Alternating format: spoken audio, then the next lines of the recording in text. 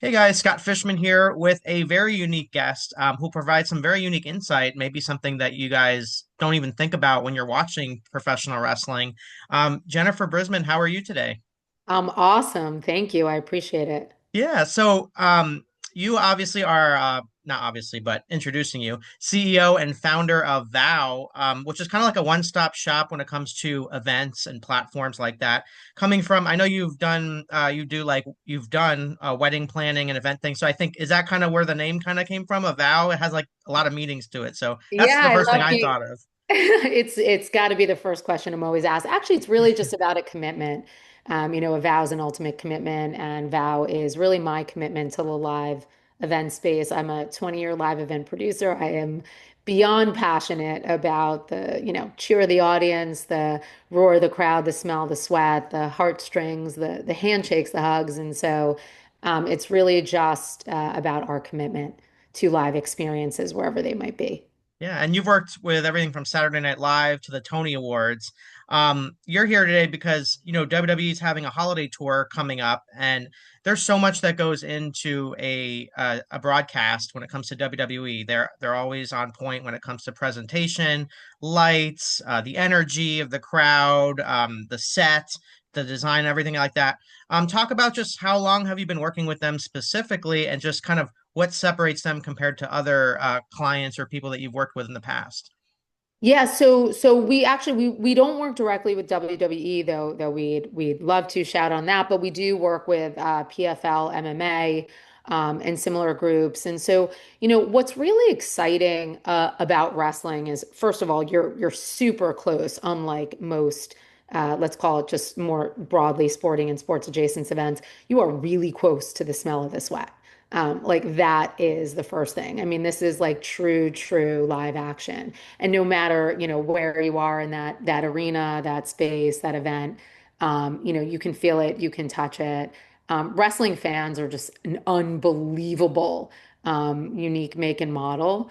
And they are dedicated to that sport. So super cool. But what's interesting that about, wrestling in general, and action sports is not just that you're close to the action, but it's the way that they deal with VIP experiences, right? So all of these groups have VIP experiences that might relate to like hosts, to corporate groups, to private groups. They're bringing them in, they're pulling them through. But you also have to remember because you're kind of really, for the most part, 360 around the ring, right around the action. You also have to think about who's sitting around the ring that broadcast is hitting. And this is such a key component that not only our software allows you to do, because everything in it is real time and live data and where people are sat and where groups are sat that enables broadcast to focus. But this is a big thing for WWE and other similar groups to be able to ensure that key faces are near the sponsors. Key faces are where broadcast is like hitting a sponsor or sponsor logo or sponsor name. So they really think about who's sitting around the action, who's sitting around the ring, how that camera is going to pan to that face or those guests or those sponsors. And again, because it's 360, it's significant and major. Also, wrestling moves, right? So they're moving venues in different cities, in different states, sometimes a little bit different than teams and leagues. So they have amazing, partners across broadcast and other. And so our platform would just simply allow them to ensure that they had all seating information, VIP, guest, attendee, fan information, all in real time. But wrestling is really unique and like I said, super exciting. And they've really doubled down on VIP experiences and hospitality moments, and that's really interesting to see. Yeah, it seems like the ever since TKO acquired WWE or were under their umbrella, that's been the big push. What can we get out of this financially as far as like building the business model? And you're right, like when it comes to these big events like a WrestleMania or Survivor Series or SummerSlam, they are really gearing it towards those priority pass ticket packages. And then it's important, the other part of this is they really have doubled down on the sponsorships and too. So it's interesting when you bring up, making sure that things get panned and things, because in that case, there's a lot of money on the line, right? When you want to make these people happy at the same time, right?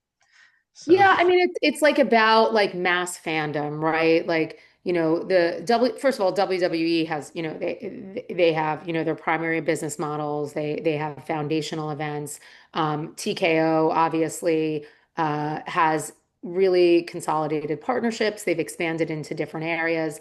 And so, what drives a sponsor to come on to that major brand is a big deal. And sponsorship, corporate partnerships have all ramped along with VIP experiences and hospitality. And so, these are about recurring dollars and cents. Like even unless a ticket holder, let's say, has a season, unless they're a season ticket holder, right?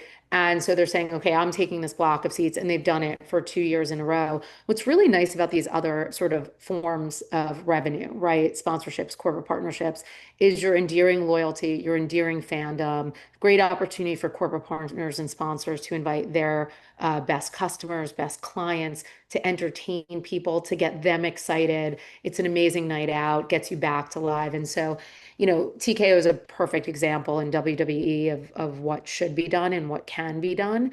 And so, again, a ticket holder is not necessarily a consistent butt in a consistent seat, right? It's spontaneous, it's not planned for. They can look at historical revenues across a specific portfolio fight. They can look at, historically, has that person bought? Where have they bought? But ultimately, corporate partnerships, corporate sponsorships, packages, experiences, these are people things do regularly. They endear fandom and loyalty, maybe across a family or again, a brand or a logo. And then once you have that footprint, it's so exciting to land and expand, to mhm. say, well, we did this so successfully at this property. Let's duplicate that here. It's Yeah. so much more easy and fruitful to track KPIs, to really dig into what's working. You can have like you can't have a one-on-one conversation with every fan, right? Nor does necessarily the ticket price support that. But when you have a corporate partner and sponsor, you could say, what's next for you? What's the dream? Like, how can we work together? So you're either really creating more connective tissue, or again, you're landing and expanding. And then you can take that sort of template of an experience and you go, wow, that works for this type of sponsor, for this type of logo and F1000 company. It's going to work for three others, and they don't really compete, right? Like it's not putting those F1000 companies in a place of competition. You're basically, like, you, to use your words, you're rinse and repeating what can be done and what really creates stable revenue. So it's brilliant the way they've done it, and I certainly commend them in the way that they're thinking about what their fans want and kind of really broadening that base. So to be clear, are they using your platform right now or So WWE does not use okay. our platform. PFL MMA does, and they do it specifically for VIP experiences. So yes, quite the majority of their tickets are sold on the primary, secondary, third-party markets.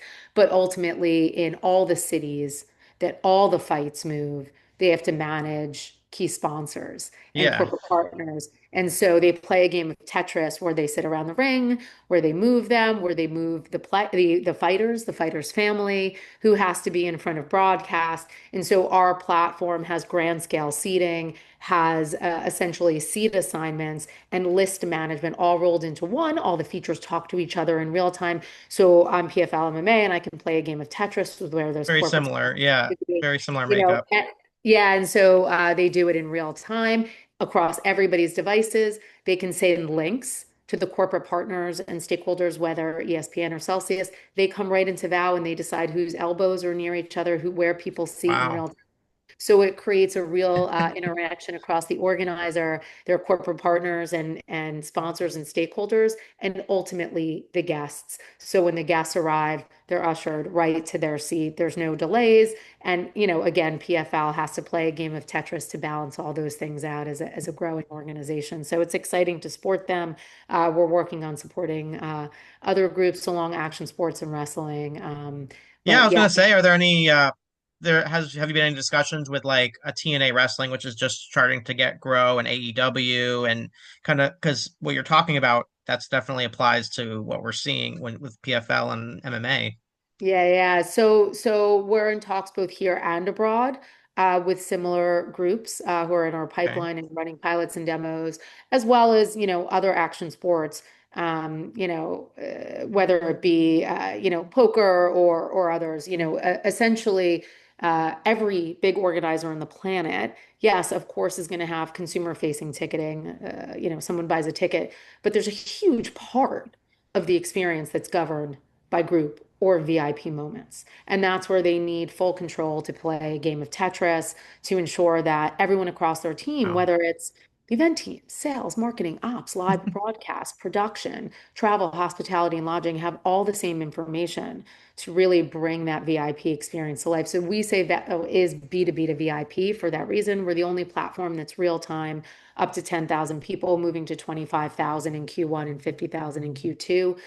So that, whether it's a group for an F, 100 company having an investor day for 50, or a grand scale sporting event like the Olympics, parking 50,000 people across, maybe 290 venues across 21 days, they can do all of those things inside VOW. Wow, that's pretty incredible to see in this world of technology and what it plays when it comes to little things like that. So I can see how you went from the wedding space, and because you're always talking about who's going to sit next to who at the wedding tables and how to break down, and this is like a larger scale of that. So it's fun to kind of see how that has evolved for you. What has it been like to get into the wrestling? I mean, the not yet, but you're trying to get into the fighting space, the combat space. Have you been a fan before? Are you acclimating a little bit to it now that you're kind of getting into the weeds a little bit?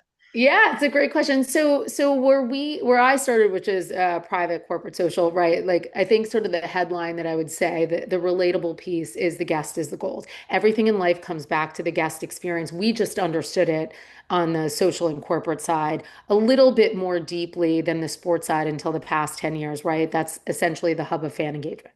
So the guest is the gold, but it really doesn't matter what you call that person. It could be a guest, attendee, a fan, a player, a participant. That button, that seat is top line revenue. I don't get it confused. And my goal with my platform is to ensure that every guest feels like VIP. So it's not so much about where we are today, but how we think about the future. And so my experience has always been about the guest being the gold, and how do you make it feel like a one-on-one experience? How do you make every guest feel like they have a personal event assistant in the palm of their hand? So where we're really tracking, which is interesting, no matter the sporting event, if you will, but where we're tracking across all sports, media, entertainment, sports adjacent, corporate, is really giving organizers superpowers. They'll be able to talk to VOW. VOW will understand their workflows and co-pilot them, not replace them, but co-pilot them. Live events are unique in that we are a human experience, so humans aren't going anywhere. Those butts in those seats are not going to be filled by robots paying to sit down. It will always be filled by humans, and it will always be a human spontaneous experience. And then also stakeholders, so corporate partners, hosts, having an events assistant as well. Hey, do you want us to help you with your guest list? Do you want arrival alerts? Do you want a heat map of where your guests are seated?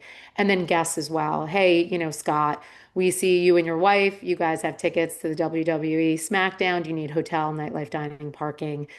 Do you want to know the best places to eat nearby? So it's really about co-piloting everyone. That's where we're going, and that's how we see the future more broadly. But kind of getting back to your original question, which was about action sports. To me, the guest was the gold. It didn't matter who we or what we called that person. But admittedly, I wasn't as entrenched more broadly in sports than say other event professionals that came inside teams and leagues. We did go ahead and sort of join Techstar Sports. This was an accelerator more broadly across sports media, entertainment, and wellness, one of the biggest accelerators in the world. So moved to Indianapolis for a couple months, had the opportunity to work with the Pacers, the Colts, the NCAA, Sports Tech HQ, and others, and really dig in. And sort of the headline that nobody wants to admit is that behind every great event, there is a broken spreadsheet, whether used in part or in whole for the biggest brands in the world. And that Yeah. includes sports. And that's really what was eye-opening. We met with properties from here to the UAE, England, and abroad. And when managing their live experiences, there's always a CSV or a spreadsheet everywhere. And so we're trying to work really, really hard to really gain people's trust, move into the space, and help them really do more with their premium, premier, and VIP experiences, and take time back, and really generate more fandom across those kind of group hosted and VIP moments. Wow, that's amazing. And for those, lastly, just for those who are interested in learning more about VOW, where do you recommend them going? If they want to follow you in your journey, I mean, talk a little bit about that real quick. Oh, I appreciate that. Yeah, I mean, we don't push it on LinkedIn that often. Maybe our PR people will help with that. For me, it's about the work and letting the platform speak for itself. But LinkedIn for sure. You can go to vow.app to learn more about the platform or come on in for a demo. We love that.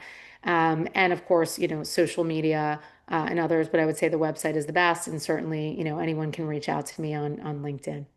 Amazing. So I mean, this is something that, is still ever growing. It's a fluidity thing, it seems, but like being on the ground floor and seeing it explode in just the recent years is pretty incredible. So having this background and insight is definitely a great thing. So thank you so much, Jennifer, for the time. I really appreciate it. Thank you, Scott. Thanks for your good energy and look Of forward to speaking with you again. Thanks for having me. course.